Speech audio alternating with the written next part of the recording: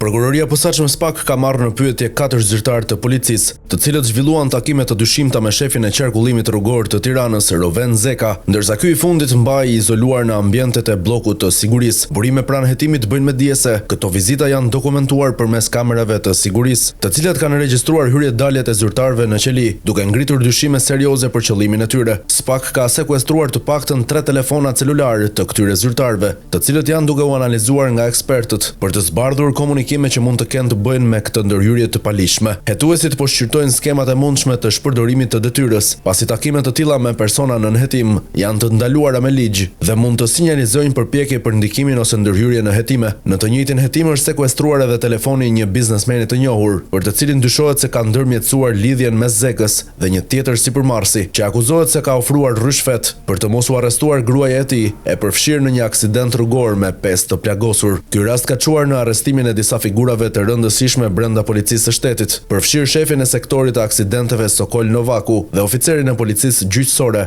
Edison Tabaku. SPAK po heton lidhjet mes policisë dhe biznesit, në një tjetër rast që mund të dëshmojë për korrupsionin e rrënjosur në strukturat e sigurisë publike.